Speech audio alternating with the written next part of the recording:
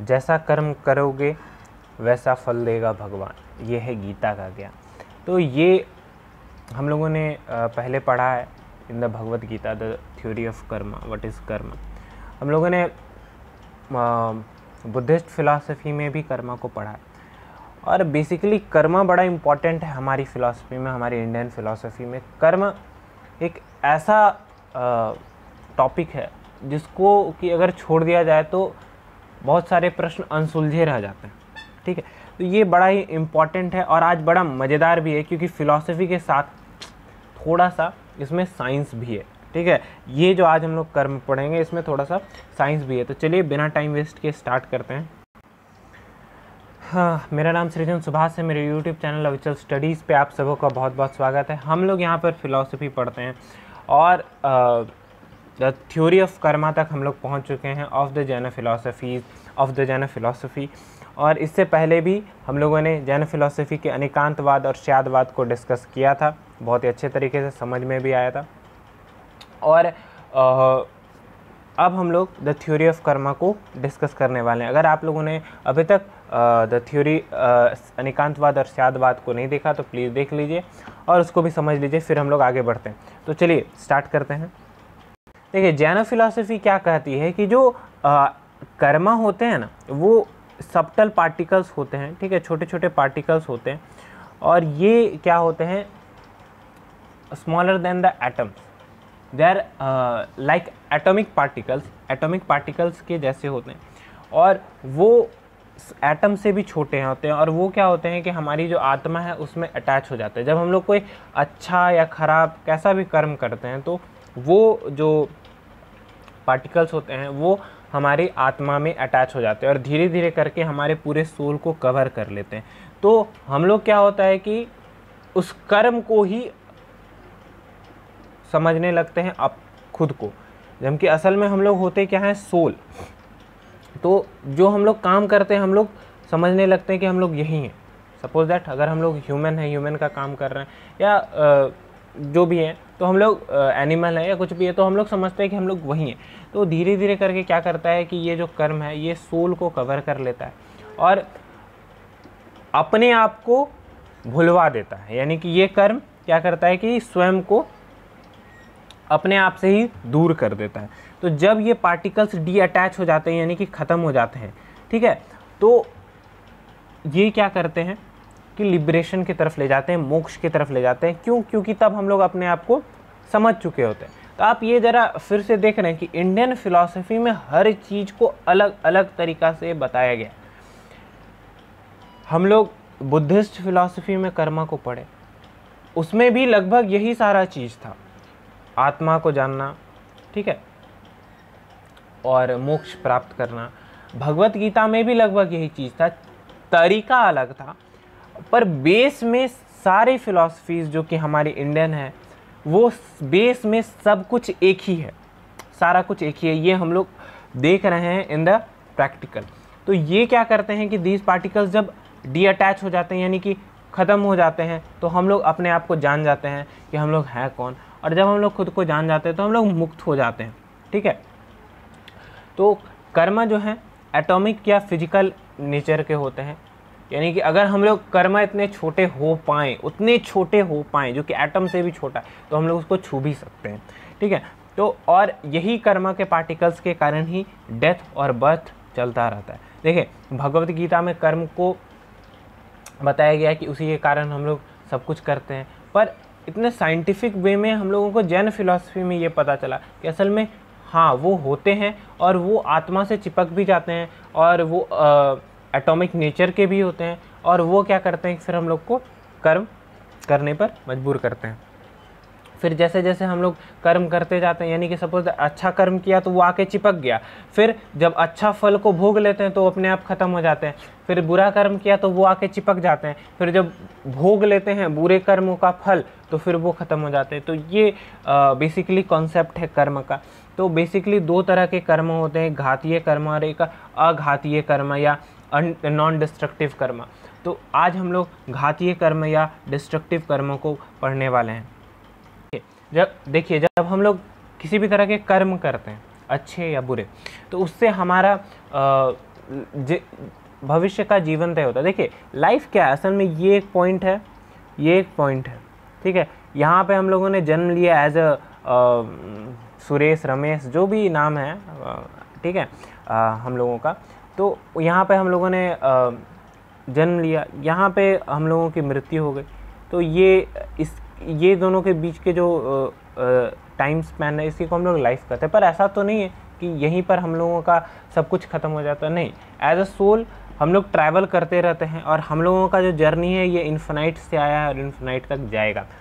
तो इस बीच में हम लोगों को बहुत सारे ह्यूमन हम लोगों को इंसानी जीवन मिलता है, बहुत सारा एनिमल का जीवन मिलता है, कभी कभी बहुत ज़्यादा जो बुरे कर्म करते हैं उनको नर्क भी मिलता है, ठीक है। अब ये देखें नर्क होता कैसा है, ये हम लोग विजुअलाइज कर चुके हैं कि बहुत ही काला जगह है, वहाँ पर लोग जो भूत पिचास हैं वो व्यक्ति को डरा रही, ये हम लोग विजुअलाइज कर दिए। पर हो सकता है कि नर्क वैसा ना होता हो और किसी तरह का होता हो, ठीक है।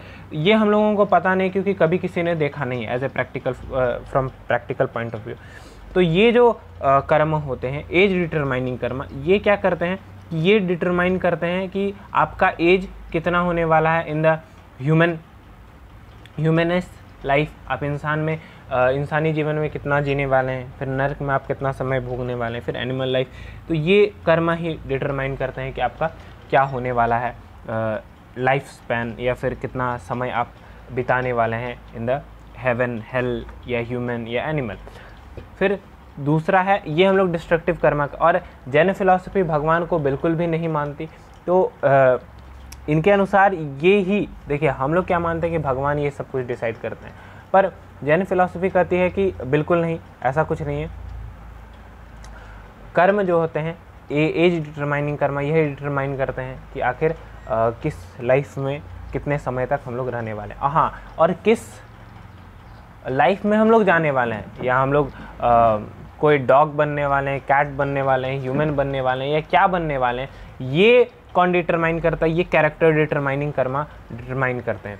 फिर अगला है, तीसरा जो है वो है फैमिली डिटरमाइनिंग कर्मा। ये क्या करते हैं कि देखिए जब भी कोई सोल होता है उसको जन्म लेना होता है, तो वो हमेशा चुनता है कि हमको कैसा फैमिली में जन्म लेना है, ठीक है। फिर ये अलग कॉन्सेप्ट आ जाता है कि सब कोई अमीर में क्यों नहीं लेते, क्यों कोई गरीब में क्यों ले लेते, वो अलग बात। पर ये डिसाइड जो होता है ये भी कर्म के थ्रू होता है कि आप हाई फैमिली में जन्म लेते हैं या लो फैमिली में जन्म लेते हैं। फिर जो फीलिंग अपस्कर्मिंग कर्म है, ये क्या करते हैं कि हमारे जो असीम आनंद है, देखिए सोल जो होता है ये परमात्मा का स्वरूप होता है, हमारा जो आत्मा होता है वो भगवान का एक अंश होता है, और हम लोग हमेशा आनंद में रहते हैं। मतलब कि हम लोगों को ना कभी सुख होता है ना कभी दुख होता है, हम लोग हर समय आनंद में रहते हैं। पर ये जो कर्मा है, ये जो चौथा सबसे खतरनाक, ठीक है। और ये देखिए, ये कर्मास को आप अपना दुश्मन नहीं समझ लीजिएगा, क्योंकि ये कर्मास को क्रिएट करने वाले कोई और नहीं, हम खुद ही हैं। हम ही इन सारे कर्म को क्रिएट करते हैं और फिर ये हम ही को पकड़ लेते हैं, ठीक है। ये ऐसा नहीं कि ये कहीं से आ करके फिर करते हैं, हम ही इनके क्रिएटर हैं, फिर हम ही चाहें तो इनको डिस्ट्रॉय कर सकते हैं, पर उतना बुद्धि होना चाहिए। तो ये क्या करते हैं कि जो हमारा आनंद है, असीम आनंद, इसको ढक लेते हैं। ये सोल है, ये हर समय असीम आनंद में रहता है, इसको ना कभी सुख होता है ना कभी दुख होता है, तो इसको क्या करते हैं, ये कवर कर लेते हैं बाहर से, और फिर इस सोल को सुख और दुख में लगा देते हैं। अब आप कहेंगे कि सुख दुख क्या होता है, सुख आनंद तो एक ही है। नहीं, देखिए बहुत सारे लोग सुख और आनंद को एक ही समझ लेते हैं, पर देखिए सुख जो है वो ख़त्म होने वाला है। अगर आपने आज खाना खाया, टेस्टी खाना खाया, तो ये ख़त्म हो जाएगा, ठीक है। आज खाया, 2 घंटे बाद ख़त्म। 2 घंटे बाद क्या, जब आपने खाना ख़त्म किया उसी समय वो मज़ा ख़त्म। हाँ, भले सोच सोच के मज़ा लेते रहे कि हाँ बहुत मज़ा आया खा के, वो अलग बात। पर आपने अगर किसी भूखे को खाना खिलाया तो वो जो होता है वो उस समय हम लोगों को आनंद मिलता है। तो वो जो होता है वो आनंद हमेशा रहता है, forever, until the last breath of our life. जब तक कि हम लोग अंतिम श्वास नहीं लेते तब तक वो आनंद रहता है। तो आनंद कभी ख़त्म नहीं होता, सुख दुख आते जाते रहते हैं। सुख आता है, सुख आया है, दुख भी आएगा, दुख आया है तो सुख भी आएगा, ये हमेशा चलता रहता है, ये कभी ख़त्म नहीं होता। तो ये क्या करते हैं कि इनर ब्लिसफुलनेस को कवर करके हम लोगों को प्लेजर और पेन, ये दो इस चीज़ में चक्कर में फंसा देते हैं ये कर्म। तो हम लोगों को क्या चाहिए कि हम लोगों को इनसे निकलना चाहिए। देखिए, जीवन में फ़िलॉसफी बहुत ज़रूरी है। आप सपोज दैट कुछ बन जाते हैं, सपोज दैट बहुत अच्छे रैंक पर पहुंच जाते हैं, पर जब तक आप अपने आप को नहीं समझते, जब तक आप अपनी फ़िलॉसफी को नहीं समझते, अपने देश के फ़िलॉसफी को नहीं समझते कि वो कहना क्या चाहती है, तो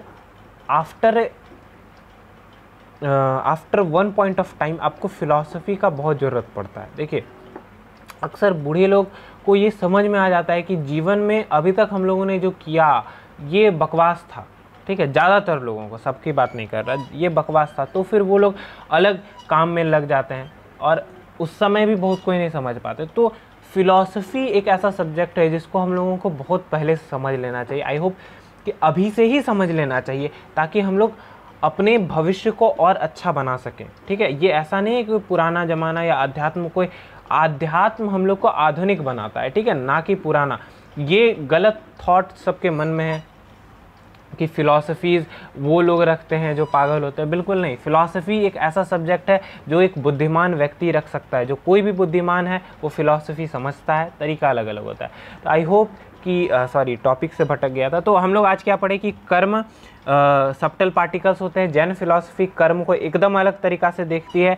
फिर उसके बाद हम लोगों ने पढ़ा karma are of two types, destructive karmas और नॉन डिस्ट्रक्टिव कर्मास। तो ये नॉन डिस्ट्रक्टिव कर्मास बिल्कुल हम लोग पढ़ेंगे अगले टॉपिक में, अगले वीडियो में। और आई होप कि आपको ये समझ में आया। बहुत आसान है, कुछ है नहीं, मैंने आपको बस समझा दिया। एज डिटरमाइनिंग, कैरेक्टर डिटरमाइनिंग, ये आप खुद भी पढ़ के समझ सकते हैं।